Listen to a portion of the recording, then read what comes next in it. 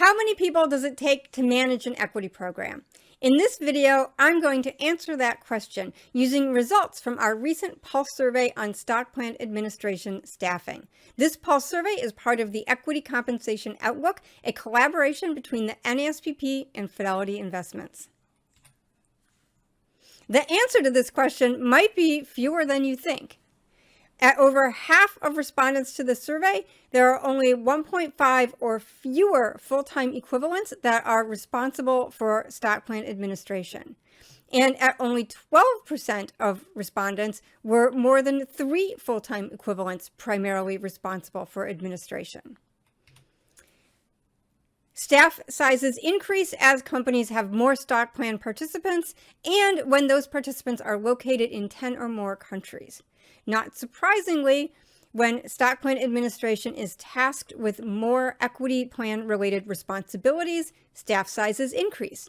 There's a reverse correlation to outsourcing. As more of administration is outsourced, companies are likely to have fewer in-house personnel. Tech companies have more in-house personnel than other companies. This is probably because tech companies tend to extend equity further down into their organizations, so they have more participants in more countries than other companies. And interestingly, staffing is lower when stock plan administration is located in HR or comp and benefits, as compared to when it is located in accounting and finance or legal.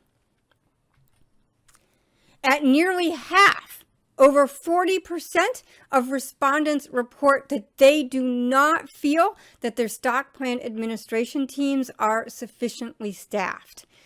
And this situation is only going to get worse. 70% of respondents expect that stock plan administration responsibilities will increase over the coming year, but only 35% expect stock plan administration staffing to increase. That's a ratio of 2 to 1 in favor of increased responsibilities. The top 3 areas where responsibilities are increasing all relate to stock plan participants. Number 1 area of increase is participant education. Number 2 is the number of employees eligible to participate in equity programs. And number 3 is the number of countries where equity programs are offered.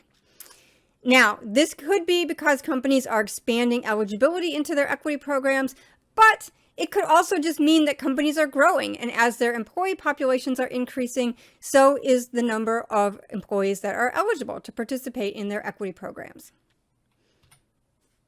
This brings me to my last data point, which is that stock plan administration staffing levels have a direct impact on stock plan participants.